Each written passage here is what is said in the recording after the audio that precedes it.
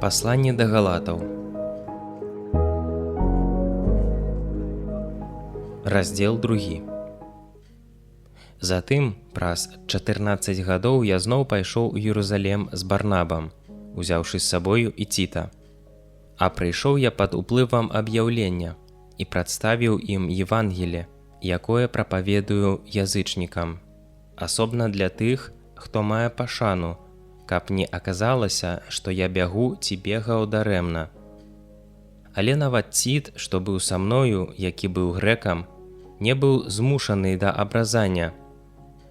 Фальшывым жа братам, якія закраліся, каб парушыць нашу свабоду, якую маем у Езусе Хрысце, і каб мы трапілі зноў у няволю, мы не саступілі і не падаліся ні на хвіліну, каб праўда Евангеля захавалася ў вас. Тыя, хто мае пашану, а кім калісьці былі, мяне не цікавіць, бо не зважае Бог на аблічча чалавека, дык тыя, што маюць пашану, мне не пярэчылі. Але наадварот, убачыўшы, што мне даручана абвяшчэнне Евангеля сярод неабрэзаных, як Пятру сярод абрэзаных, бо той, хто дапамагаў Пятру ў апостальстве абрэзаных, дапамагаў і мне сярод язычнікаў. І калі Якуб, Кефас і Ян, якіх лічаць стаўпамі, даведаліся пра дадзеную мне ласку, яны падалі мне і Барнабе правіцу на знак супольнасці, каб нам ісці да язычнікаў, а ім да абрэзаных, каб толькі мы помнілі пра ўбогіх, і менавіта гэта я старанна рабіў.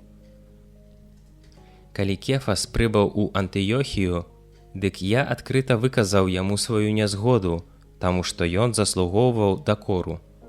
Бо перш чым некаторыя прыбылі ад Якуба, ён еў разам з язычнікамі. Калі ж тыя з'явіліся, пачаў аддаляцца і адасабляцца, баючыся абрэзаных. І крывадушнічалі разам з ім таксама іншыя юдэі, так што нават Барнабу звяла іхняя крывадушнасць. Але убачыўшы, што яны збочылі са шляху евангельскай праўды, я сказаў Кефасу перад усімі: калі ты, будучы юдэем, жывеш па-язычніцку, а не па-юдэйску, то чаму прымушаеш язычнікаў жыць па-юдэйску?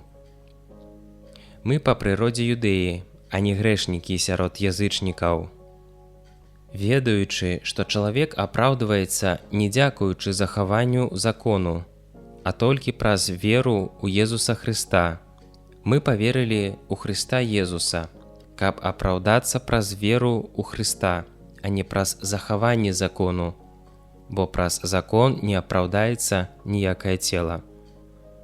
Калі ж мы, шукаючы апраўдання ў Хрысце, самі аказаліся грэшнікамі, ці ж Хрыстус слуга граху? Канешне, не. Бо калі я адбудоўваў зноў тое, што раней зруйнаваў, то сябе раблю злачынцам. Праз закон я памёр для закону, каб жыць дзеля Бога. Я укрыжаваны разам з Хрыстом. І ўжо не я жыву, а жыве ўва мне Хрыстус. А што цяпер жыву ў целе, то жыву верою ў Сына Божага, які палюбіў мяне і аддаў сябе за мяне. Не адкідаю ласкі Божай, а калі апраўданне дасягаецца праз закон, то Хрыстус памёр дарэмна.